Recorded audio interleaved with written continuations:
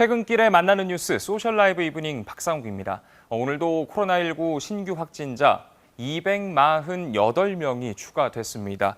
이 확산세를 조금이라도 잠재우기 위해서 대다수의 시민들은 이제 밥 먹기 또 숨쉬기 정말 이 생존의 필수적인 것들조차도 조심하면서 보내고 있죠.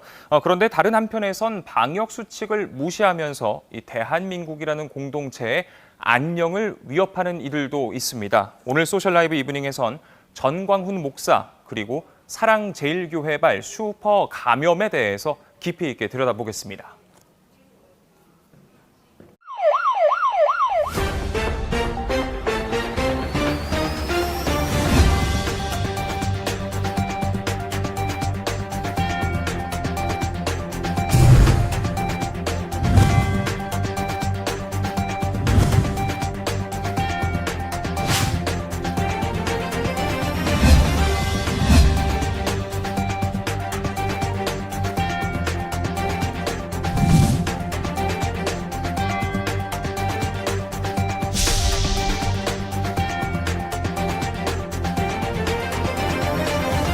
전광훈 목사님은 건들면 건들수록 하나님이 가만 안 두신다니까? 네.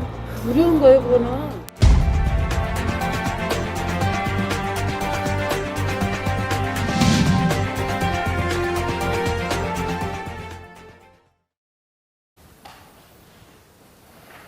네, JTBC 탐사 프로그램이죠. 이규현의 스포트라이트 팀에 있는 박민혁 PD와 한 걸음 더 들어가 보겠습니다. 안녕하십니까? 안녕하세요. 우선 항상 이렇게 카메라 뒤에 계시다가 예. 인터뷰어로 계시다가 인터뷰이가 되셨는데 예. 오늘 많은 이야기 좀 부탁드리도록 하겠습니다. 예. 네, 알겠습니다. 제가 항상 카메라 뒤에만 있어서 앞에 나와서 말을 하는 사람이 아니라서 약간 긴장되고 말을 좀 못하더라도 많이 양해와 이해 부탁드립니다. 네. 일단 이렇게 전광훈 목사 사랑제일교회 취재를 하신 분들한테 항상 먼저 묻게 되는 첫 질문이 있는데요. 바로 건강입니다. 아무래도 예. 광화문 집회도 직접 다녀오셨고 또 사랑제일교회 취재도 하셨었는데 몸은 좀 어떠신지요? 그러니까 일단 8.15 집회에 참가한 사람들은 일단 나라에서 전체 다 전수검사를 받으라고 했지 않습니까? 그 전에 일단 회사 차원에서 그 양성인지 음성인지 빨리 검사를 받아라 해서 이제 음성 확진을 받았고요. 저뿐만 아니라 같이 취재하고 있는 한 6명 정도 되는 모든 인원들이 음성 판정을 받고 철저히 방역을 지켰고요. 건강은 지금 괜찮습니다. 아무런 이상 없습니다. 자, 그럼 이제 본격적으로 이야기 나눠 보도록 하겠습니다. 일단 시청자분들이 가장 궁금해하고 또 답답해하는 그런 지점부터 좀 살펴볼 텐데요. 이 사랑제일교회 신도들, 8.15 광화문 집회 참가자들 아직도 검사를 안 받고 있는 사람들이 많습니다. 왜 그런 걸까요? 저희가 이 방역 당국에 취재를 했을 때 가장 힘든 점이 뭐냐라고 여쭤봤을 때 들어왔었던 대답은 연락 자체가 잘 되지 않는다라는 거였습니다. 거의 한 명단을 처음에 입수를 하고 나서 한 3분의 1 정도 되는 분들이 연락이 간신히 닿는 상황이었다고 하고요. 연락이 되더라도 이제 자세한 이야기를 하지 않으시던가 방역에 대해서 조금 비협조적인 반응을 좀 보이셨다고 하고요. 그리고 일단 방역 당국에 대한 조사나 결과 이런 것들을 잘 믿지 못하는 듯한 모습들을 좀 보이셨습니다. 예를 들면 보건소에서 판정 나온 걸 나는 믿지 못하겠다. 사설병원에서 한 검사를 믿겠다. 약간 이런 식의 반응들이 좀 많아서 방역 당국에서 그런 것들이 가장 고민스럽다고 말씀을 좀 많이 하셨습니다. 어떻게 보면은 그런 생각이 들도록 한 배경에는 이 극우 유튜버들도 있을 것 같습니다. 이 극우 유튜버들 주장대로 실제로 음성 양성이 뒤바뀐 사례들도 실제로 있었습니까? 예, 저희가 이 극우 유튜버들뿐만 아니라 그 전광훈 목사 측에서 운영하고 있는 이런 개인적인 유튜브 채널들이 있습니다. 네네. 구독자들이 꽤 많은 방송인데요. 거기에서 실제 그 보건 당국하고 음성 통화를 한 내용이 있더라고요. 나는 보건소에서 양성이 나왔다. 근데 그 결과를 믿지 못해서 근처에 있는 선별진료소, 일단 일반 병원이죠. 일반 병원에서 운영하고 있는 곳에서 검사를 받았더니 음성이 나왔다. 이런 주장들이 있었습니다. 그래서 저희가 취재하다가 그분하고 어렵게 연락이 됐어요. 그래서 전화 통화를 해보니 정말이냐 우리가 좀 봐야겠다라고 해서 실제로 그 양성이 나왔던 보건소 문자와 그리고 음성이 나온 그 일반 병원, 그걸 확인까지 했습니다. 어. 그래서 보건소에 물어봤더니 이분의 케이스 같은 경우는 사실이다. 이렇게 나오는 경우가 종종 있다라고 해서 이렇게 되면 뭔가 검사 결과나 이런 것들에 대한 그렇죠. 의심이나 그런 게 생기지 않을까라는 생각이 들어서 저희가 이재갑 감염내과의하고 저희가 인터뷰를 진행을 했었거든요. 그래서 이런 사례를 여쭤봤더니 정말 흔하지 않게끔 발생을 한다. 예. 예를 들면 감염을 됐다가 나중에 검사를 받거나 하면 음성 판정이 나오는 경우가 되려 있다고 말씀을 하시더라고요. 아. 네네. 그래서 그런 한 특수한 케이스들 빼고는 일단 그런 경우가 있다라고는 말씀을 들었습니다. 이재갑 교수도 이제 실제로 아주 극히 예, 드물지만 뒤바뀌는 경우가 있다라고 네. 이야기를 했다는 말씀이었습니다. 또 이런 주장도 있습니다. 사랑제일교회 측에선 검사를 많이 하니까 확진자가 많이 나오지 이런 이야기도 하고 있는데요. 이 주장 같은 경우는 좀 신빙성이 있다고 봐야 할까요? 일단 8.15 집회 이후에 사랑제일교회 측에서 그 기자회견을 할 때 가장 힘주어서 말했었던 부분이 이 부분이거든요. 예. 전수검사를 했냐, 뭐 그중에 사랑교인이 몇 명이냐, 확진 네. 비율은 어떻게 되냐, 날짜별 몇 명을 검사했고 몇 명이 확진이냐, 이런 거에 대한 통계를 내달라, 뭐 이런 식으로 말씀들을 많이 하셔서 방역당국에서도 아마 그 다음부터는 그 다음날 몇 명을 검사했고 몇 명이 확진이 됐다, 이렇게 통계를 내고 있는 걸로 알고 있습니다. 예. 그래서 저희는 일단 성북보건소, 일단 사랑제일교회가 속해 있는 구죠. 네네. 그 구에 일단 취재를 해봤을 때 그 확진자가 나온 8월 12일 전에 그때는 40명 중에 0명 혹은 1명 정도의 확진이 나왔다고 하더라고요. 그러다가 이제 사랑교회발 이후에 전수조사를 했을 때는 8월 22일 기준 229명 중에 32명이 확진이 됐고, 8월 23일 기준 259명 중 20명이 확진이 됐습니다. 그러니까 쉽게 말해서 사랑교회 발이 있기 전에는 400명으로 기준으로 해서 한두 명 나오던 것이 지금은 한 20명, 30명 이렇게 나오고 있는 상황인 거죠. 그래서 약 한 3배에서 4배 정도 확진 비율이 높게 나타나고 있다고 이제 보건소 쪽에서는 그렇게 얘기를 했습니다. 네, 저희가 이제 다음 주제로 넘어가기 전에요. 준비한 영상을 좀 살펴볼 텐데요. 지난 목요일에 방송됐었던 이 스포트라이트의 일부 장면 보고 이야기 이어가겠습니다. 성령을 믿어 거룩한 공회와 성도가 서로 교통하는 것. 이번에 돌아오는 8월 15일 날, 아멘. 또 눈을 찌그시 감는 사람이 있어. 더운데 8월 15일 날 또 우리 보고 오라고 또 난리야. 제가 또 그래요. 안 오는 사람은 주민등록증을 회수야. 너는 인간으로 살 필요가 없는 거예요. 혼자 오면 안 돼. 12명 데리고 와야 돼. 아멘. 더럽게 안 하지. 아멘 안 하면 나도 설교 안 한다.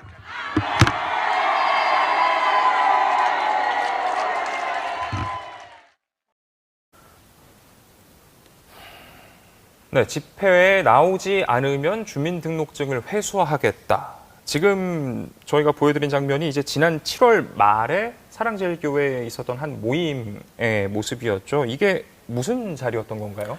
방금 나간 장면은 7월 초에 있었던 2차 그 영성 훈련에 관한 내용이고요. 예. 이게 총 정광훈 목사가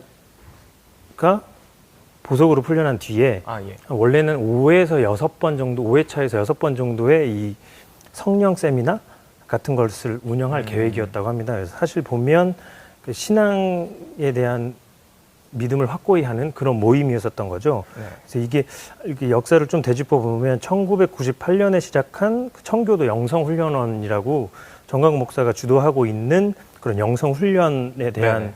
그런 모임인데, 사실 청교도 영성훈련원이라고는 딱 있어서 이게 사랑제일교회와 뭔가 다른 집단이지 않을까라는 생각이 들었는데요.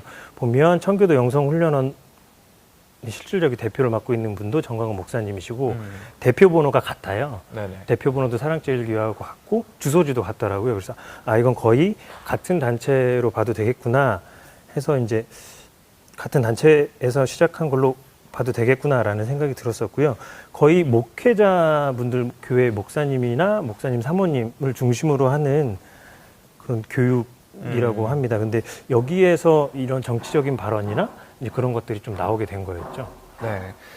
이 발언 이후에 실제로 8월 15일에 광화문에서 집회가 진행이 됐습니다. 사랑제일교회 신도들이 여기서 이제 전국 확산의 그런 연결고리라고 할까요? 첫 도화선이 되는 그런 역할을 하게 된 걸까요? 이게 사실 사랑제일교회 첫 확진자가 8월 12일 날 나온 걸로 되어 네네. 있었거든요. 근데 저희가 취재하다가 보니 7월 29일 정도에 7월 말에? 7월 말 27, 28, 29일 날 사랑제일교회를 방문했었던 확진자가 있었던 겁니다. 예. 그분 이제 동대문 45번의 네네네. 45번 확진자인 건데 그분이 사실 처음에는 강남에 있는 커피숍 관련된 확진자로 알려져 있었어요. 아. 그런데 그분께서 사실 알고 보니 여기에 참가를 하셨던 거죠. 예. 그래서 저희가 알기로는 8월 12일 첫 확진자가 나온 이후에 이분이 그 동대문 45번 확진자분께서 그 강남 커피숍 관련된 확진이 아니라 사랑제일교회 확진으로 바뀌었다고 알고 있거든요. 그래서 이분이 첫 확진자였으면 이때 상황에서 뭔가의 이런 감염이나 그런 것들이 미리 있지 않았을까라는 네. 저희의 이제 의구심이 하나가 있었고요. 그리고 이제 감염이나 역학하시는 교수님들께서도 8월 12일 확진이 나오고 나서 그 뒤에 추이나 그 뒤에 이제 확진자가 증가하는 그래프를 보면 이건 그때 확진했을 때보다 분명 일주일이나 2주일 전에 뭐가 있었다. 네, 이벤트가 있었을 예, 것이다라는 그런 한 과학적인 증거가 예. 있었고요. 그래서 저희가 이때 날짜에 어떻게 얼마나 많은 분들이 여기에 오셨을까 해서 이제 평화나무 측 그쪽에 취재를 네네. 했었던 김용민 예. 이사장과 활동가 분들하고 이제 취재를 하던 중에 한 3, 4천 명 되는 분들이 전국에서 모인 분들이 그곳에 다 집결을 이미 하셨더라고요. 7월 말. 네, 7월 예. 말에 이미 3, 4천 명 정도 되는 분들이 그곳에서 이 영성훈련, 세 번째 예. 영성훈련에 참가를 하셨고 또 문제가 되는 것은 전국에서 오셨던 분들인 거고 예. 또 숙박을 하셨어요. 서울에 계신 분들은 그냥 자가에서 네네. 네, 거의 출퇴근격으로 왔다 갔다 하라는 공지가 있었지만 지방에서 올라오신 분들은 그 교회 내에서 숙박을 하거나 아니면 근처 찜질방 이런 곳으로 이제 네. 많이 가셔서 거기서 같이 숙박을 하셨던 거고요. 그래서 뭔가 이런 폭발적인 증가세 이전에 있었던 이 일이 뭔가 연관이 있지 않을까라는 예. 추적라는 의문점으로 추적하게 됐는데 사실 이미 지금 추적해서 그때 단계를 확인하기에는 너무 늦었고 그렇죠. 네, 예. 너무 시간이 많이 지나서 정확한 연결고리는 파악하기 힘들 것이다라는 의견을 받았습니다. 감염내과 쪽에서. 꼭 광화문 집회가 아니더라도 이미 7월 말경에 이제 3, 4천 명이 모이는 자리가 예. 있었다라는 이야기셨습니다. 자, 그렇다면 이제 집회에 참가한 분들은 과연 어떤 분들일까 이야기를 나눠보도록 하겠습니다. 사랑제일교회 신도들 외에도 이날 집회에 오신 분들이 계실 것 같은데 이 최근에 청와대 국민청원에 올라온 글을 보면은 이제 집회에 참석하면은 5만 원의 일당을 줬다 이런 글도 올라왔었단 말이죠. 이거 관련해서 혹시 확인된 게 있습니까? 저희가 사실 이런 그 국민청원이나 이런 게 올라오면 저희 이제 프로그램 특성상 이거 뭐지 하고 굉장히 모든 팀이 싹 붙어서 한번 취재를 한번 들어가기는 하거든요. 근데 현재까지 이거와 관련된 이제 추가적인 증언이나 그런 것들은 좀 들어온 게 없어서 저희가 이렇게 뭐다라고 말씀드릴 만한 상황은 없는데요. 제가 취재 가면서 느끼거나 저희 팀에서 취재 가서 느꼈을 때는 그렇게 예전에 의혹이 있었던 것처럼 돈을 받고 집회에 참가하신 분들보다는 지금은 자발적으로 정말 나라 걱정으로 이렇게 오시는 분들이 꽤 많구나라는 좀 취재 결과를 좀 얻게 되었거든요. 정말 진심으로 이 나라가 잘못되고 있구나. 내가 집에 있어서는 안 분들이 꽤 계셨어요. 그래서 예. 성북구 보건소 앞에서 이제 가서 있다 보면 그 근처에 계신 분들 혹은 노약자분들 집에 참석하셨던 분들께서 이렇게 검사를 받으러 오시지 않습니까? 그래서 네네. 거기에 이제 노인분들도 계시고 해서 여쭤봤었어요. 혹시 집회 참가하신 것 때문에 오셨냐라고 여쭤봤을 때 그렇다라고 하시더라고요. 그래서 네. 자녀분들이 나가라고 하시던가요? 했더니 자녀분들 몰래 다녀왔다고 하시더라고요. 그래서 왜 나가게 되셨냐라고 이제 여쭤보니까 누가 나가자 한 건 아니고 약간 단체방 같은 거에 이러이런 모임이 있어 하고 이제 카톡방에 이제 그런 게 올라와서 그거 보고 진심으로 나라 걱정이 돼서 이제 참가했다고 말씀을 하시더라고요. 이게 네. 참 어떻게 보면 그런 설명이 더 안타까운 것 같습니다. 네. 그리고 성북구 보건소에서도 이제 검역관 하시는 분들께서 다 조사 내용들을 네네. 보지 않습니까? 이제 코로나 양성이신 분들의 이제 뭐 역학조사 면담이나 결과나. 역학조사나 이런 걸 했을 때 이제 그런 모든 것들을 다 읽어보셨는데 예전에 그 본인들도 좀 깜짝 놀란 게 이분들이 뭐 갑자기 일단 모든 거기 나오신 분들이 모두 종교인들은 아니시겠지만 예, 예. 갑자기 신도가 된 분들은 아니고 나름의 본인의 사명과 자기 신념대로 여기 참가하셨던 분들이구나를 좀 느꼈다고 하시더라고요. 그래서 저희가 만나본 분들이나 저희가 취재한 분들하고 거의 약간은 일맥상통하는 부분들이 있어서 네네. 이렇게 뭔가 돈 때문에 집단적으로 시위에 참석한 건 아니지 않나라는 생각을 오히려 자발적인 동기로. 예, 맞습니다. 근데 이제 직접 이렇게 만나 보기도 하셨던 거잖아요. 예. 그분들 같은 경우에는 감염 걱정은 안 하던가요? 왜 성령의 불이 내리면 코로나가 나을 것이다. 뭐 이런 정광 얘기들, 목사의 말. 정광 예, 예. 목사의 그런 말들이 있지 않습니까? 그래서 그리고 실외에서는 코로나 안 걸린다, 걱정하지 네, 마라. 네. 이 실외에서는 코로나에 걸리지 않는다라는 것들은 거의 기본적으로 조금씩은 그 말에 동의를 하시는 것 같은 분위기였습니다. 예. 왜냐하면 제가 모든 분들을 만난 게 아니기 때문에 그게 일반화시켜서 말씀드릴 수는 네네네. 없잖아요. 근데 어느 정도 실외에선 이렇게 밀폐된 건 아니니까. 네, 걱정하지 않는구나라고 느낀 게 제가 8.15 집회에 참가하신 분들께서 그 밤을 새시고 그 다음날 아침에 이제 그분들이 모임하는 곳에서 이제 예배를 드리려고 했던 곳에 가셔야 돼서 그냥 주무셔야 되는 상황이더라고요. 예, 예. 이제 지방으로 안 내려가시고 그래서 이제 그분들을 좀 이렇게 따라가면서 좀 이야기를 좀 나눴어요. 그렇게 네. 막 이야기를 나누던 중간에 옆에 여관을 지나갔거든요. 네. 숙박업소를 지나가고 있는데 이제 한 60대, 70대, 70대 이렇게 세 분이서 이제 같이 가셨는데 뭐 언니 우리 여기서 그냥 자자. 여기서 자고 내일 아침에 나가서 예배를 드리자 이렇게 예, 말씀을 예, 하시더라고요. 그랬더니 안 된다. 이런데 함부로 들어가면 코로나 걸린다. 오히려? 네, 차라리 그 광장에 가서 지하도에서 자든지 박스나 이런 게 있을 테니 밖에서 자자. 이렇게 하시고선 그냥 누수를 하시려고 가시는 거예요. 그래서 아니 여기 방역도 잘 되고 안전한 곳일 거예요. 그냥 여기서 주무세요. 왜냐하면 너무 연로하셨거든요. 그렇죠. 예. 여기서 주무시는 게 훨씬 더 안전하실 거예요라고 말씀을 드렸음에도 불구하고 그냥 집회장에 가셔서 주무셨더라고요. 그래서 그 다음날 아침에 저희가 취재를 갔을 때도 거기서 이제 주무시고 일어나는 모습까지 저희가 확인했습니다. 이게 참 코로나 감염 걱정이 없으셨던 건 아닌 것 같습니다. 예. 이 여관을 들어가는 거에 꺼려졌던 이유가 감염 때문에 꺼려졌던 네네. 거면은 이게 참 생각보다 굉장히 안타까워지게 되는 것 같습니다. 걱정을 안 하셨던 것도 아니고 그리고 누군가가 뭐 돈을 준다거나 그랬다기보단 진짜 본인들 스스로는 이게 나라를 위한 것, 우리 모두를 위한 것이라고 판단을 했었던 부분이고 네. 어떻게 이런 생각들을 갖게 됐을까요? 이 지난 목요일에 스포트라이트에 방송한 부분 보고서 어쩌다 이렇게 많은 사람들이 정광훈을 맹신하게 됐는지 이야기 이어가 보도록 하겠습니다. 나 이렇게 멀쩡하게 생겼는데 나는 병에 대한 증상이 전혀 없어요. 그런데 정광훈 목사를 격리 대상으로 정했다고 통보를 했습니다. 이놈들이 지금부터 또 15일 동안 저는 집구석에만 처박혀 있으라고 합니다. 저를 받아들여야 되겠습니까? 자체별로 마음껏 행동하십시오.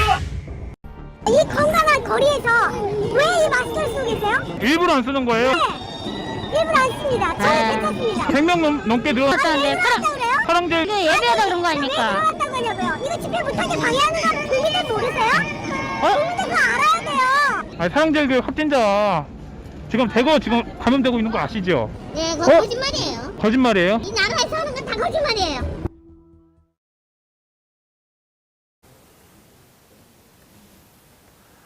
네, 이야기 이어가 보도록 하겠습니다. 유튜브에서요, 아이디 황용준님, 전광훈이라는 사람, 목사인가요? 사입인가요? 정치인인가요? 사업가인가요? 아님 사기꾼인가요? 이런 질문 주셨는데, 대체 어떤 인물일까요? 왜 이렇게 사람들이 맹신을 하는 걸까요?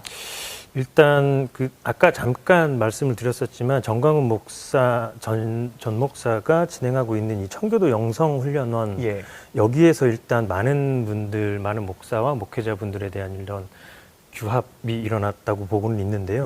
그리고 여기에 이 규합한 분들 그리고 이분들한테 입소문을 듣고 찾아가 분들에 대한 이야기를 좀 들어보면 전 목사는 하나님의 쓰임을 받기 위해서 나타난 사람이다. 하나님의 쓰임을 하고 있는 사람이다 라는 표현을 좀 많이 하시더라고요. 그래서 예. 이제 그때 그 청교도 영성훈련 1차, 2차, 3차에 걸쳐서 참가하셨던 그 분들에 대한 취재 내용을 들어보니, 그러니까 전 목사께서 나처럼 은혜를 받아야 된다. 나처럼 하나님의 능력을 받아야 한다. 나처럼 하나님의 쓰임을 받아야 한다면서 사람들의 일단 마음을 좀 움직이고, 어찌됐건 거기에 모인 분들은 거의 일단 교회나 이런 데 좀 열심히 다니시는 예, 신도분들이시니까요. 그래서 이제 본인을 빗대어 이렇게 이런 그 영성적인, 저도 정확하게 이해는 못 하겠는데, 네. 나처럼 은혜를 받아야 된다라는 표현을 써가면서 여러분들도 은혜를 받으려면 열심히 하셔야 된다. 이제 그게 이제 곧 나라 사랑으로 연결되는 그런 지점으로 발전이 되더라고요. 그런데 이게 참 뭐랄까요?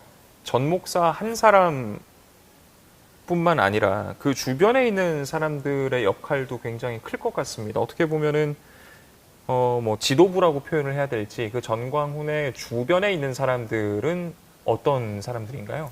일단 주변의 지도부라고 하는 분들은 정확하게 그러니까 예전부터 취재를 해오시던 분들조차 전 목사의 주변이 너무 자주 바뀐다라고 하시더라고요. 예. 그래도 지금 귀 앞에서 이렇게 움직이고 있는 분들은 목회자분들, 뭐 부목사님, 목사님, 네. 뭐 이제 다른 교회 목사님들, 이런 분들이 좀 많은 도움을 주시고 계신다라는 이야기를 좀 많이 하시더라고요. 그래서 네. 그분들이 누굴까 하고 이제 취재를 하던 중에 그 번호에 특별한 패턴이 있다라는 내용을 들었어요. 뭐 네. 010, 예를 들면 뭐 1111에 뭐뭐뭐뭐 이런 식으로 이제 끝에 자리는 순차적으로 올라갑니다. 0001, 0002, 0003 이런 식으로 순차적으로 올라간다고 해서 저희가 전화를 다 걸어봤거든요. 예. 한 100번이 넘게끔 전화를 걸었더니 거의 대부분은 좀 연관이 없으신 분들인가 싶다가도 조금 더 전화 통화를 하다 보면 네. 목회자분이시거나 아니면 교회에서 조금 상당한 위치를 차지하고 계신 분들이더라고요. 이 단체로 여러 사람이 그런 번호를 받는 것도 쉬운 일은 아닐 것 같은데. 네, 이게 참 그렇습니다. 매번 이야기를 나눌 때마다 잘 이해가 되지 않는 부분이, 어떻게 하면 이렇게 전 목사의 말을 믿을 수 있을까? 푹 빠질 수 있을까? 북한이 테러를 해서 그렇다. 뭐 앞서 저희가 언급했었던 바깥에서 하면은 뭐 걸리지도 않고, 걸리더라도 뭐 성령이 치료를 해줄 것이다. 이런 말들에 대해서 혹시 신도들이나 아니면 신도가 아닌 광화문 집회에 참가했었던 사람들이나 그건 좀 말이 안 된다, 이렇게 좀 합리적인 의심을 하는 사람이 없었습니까?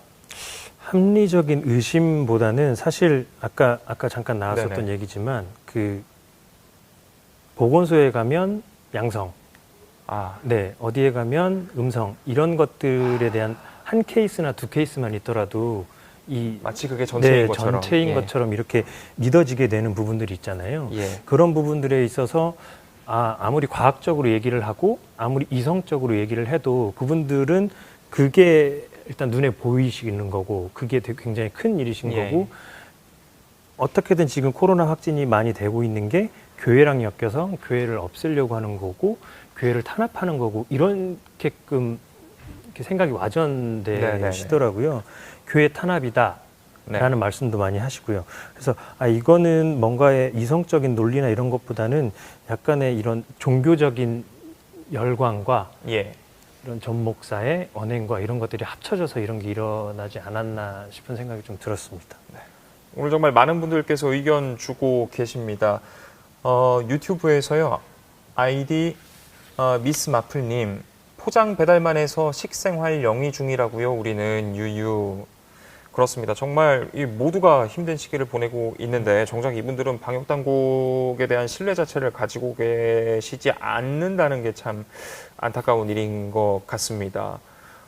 그런가 하면요, 또 이제 유튜브에서 아이디 김지혜님, 박 PD 개인께 드리는 질문인데요. 얼굴 공개하면 취재하기 어려워지지 않아요? 이런 질문도 주셨습니다. 예, 사실 이번 취재도 좀 쉽지가 않았었는데요. 예. 현장을 나가거나 교회 근처 현장을 나가거나 8.15 집회를 나갔을 때 이렇게 좀 몇 마디 여쭤보다가, 근데 어디서 나오셨어요? 라는 질문을 받지 않습니까? 그래서 예, JTBC에서 나왔습니다. 그러면 물 뿌리기 전에는 가세요? 라고 하시거나 당신들한테는 대답 안 해라고 하시거나 그런 게 꽤 있거든요. 그래서 원래 카메라 앞에 이렇게 붙이고 이제 JTBC라고 이제 카메라 앞에 붙이고 취재를 다니거나 그래야 되는데 그래도 이제 그것도 좀 띄고 네네. 최대한 좀 왜냐하면 괜한 싸움이나 그런 게 그렇죠.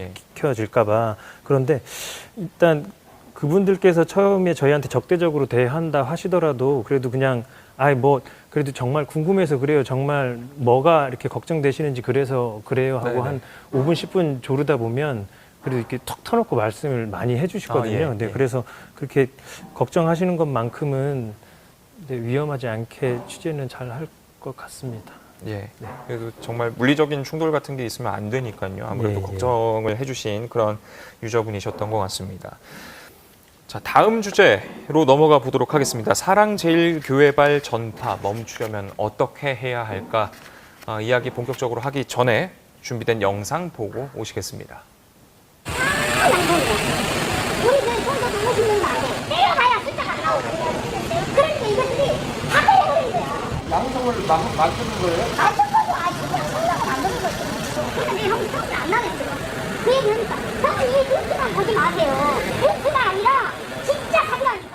사랑제일교회 갔다 왔다는 배로 이렇게 양성을 해놓고 다른 병원에 가려고 했더니 가지도 못하게 경찰 대동해갖고 막 협박하고 이게 지금 뭐 하는 건지 모르겠어요.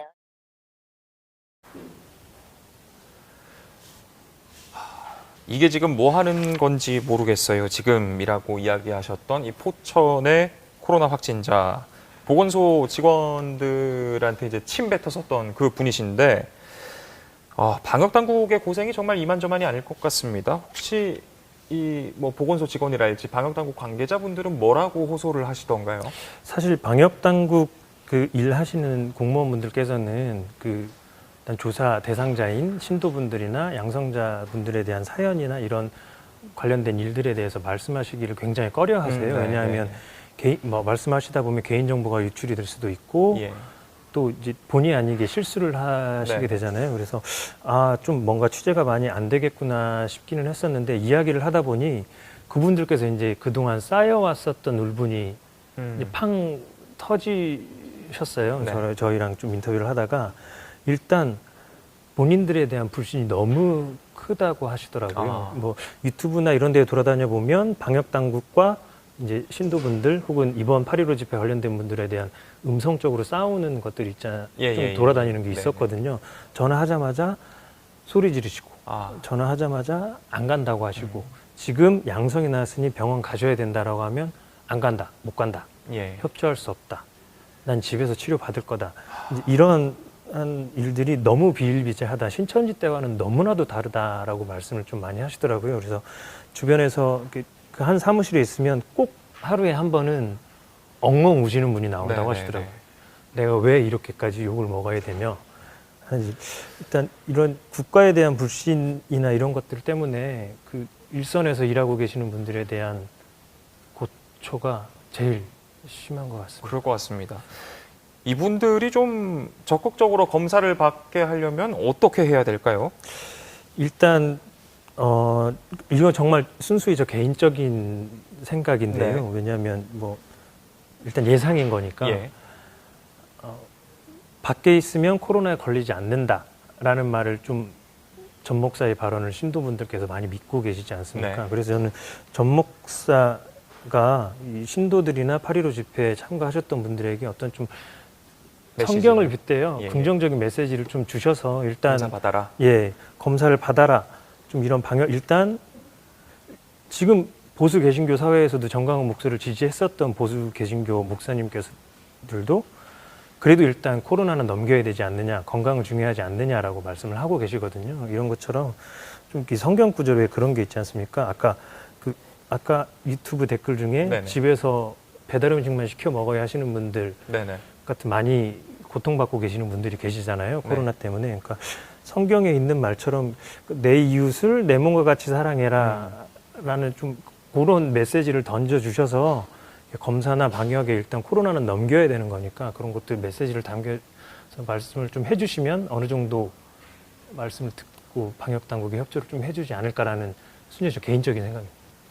이 기대대로 바람대로 되면 참 좋을 것 같은데요. 끝으로 취재를 진행하면서 뭔가 아쉬웠던 부분, 뭐 방역 당국이나 그런 현재의 방역 체계에서의 아쉬웠던 부분이랄지 아니면 집회 참가자분들이나 아니면은 이 교회 관련자 분들 관련해서 좀 안타까웠던 게 있다면 뭐가 있을까요? 간략하게 설명을 해주신다면요. 네, 일단 이분들께서는 좀 신념대로 움직이고 계시는 부분, 정말 아닌 것을 악착같이 우기고 남의 말 안 듣고 그런 게 아니라 정말 본인들이 생각하기에, 본인이 이해하기에 본인의 논리적으로 지금 이렇게 된 거다라고 생각을 하시는 거거든요. 그래서 예. 어느 정도 서로 이해도 좀 해주시고, 그리고 방역 당국이 왜 이렇게 조사를 하는지, 왜 이렇게 꼭 해야 되는지, 이런 것들도 교회 측이든 8.15 집회 참가 측이든 서로 좀 이해를 통해서 합리적으로 좀 풀어갔으면 좋겠다라는 생각이 들었습니다. 네. 현재 시각 7시 51분 지나고 있습니다. 지금까지 박민혁 PD와 함께 이야기 나눠봤습니다. 오늘 말씀 고맙습니다. 네, 감사합니다. 자, 마치기 전에 오늘도 우리 뉴스룸 계속해서 이어지도록 될 텐데요. 여러 가지 단독 기사와 탄탄하게 준비한 기사들이 이어집니다. 그리고 저희 소셜 라이브 이브닝은 내일도 저녁 7시 20분에 찾아뵙도록 하겠습니다. 시청해주신 여러분 고맙습니다.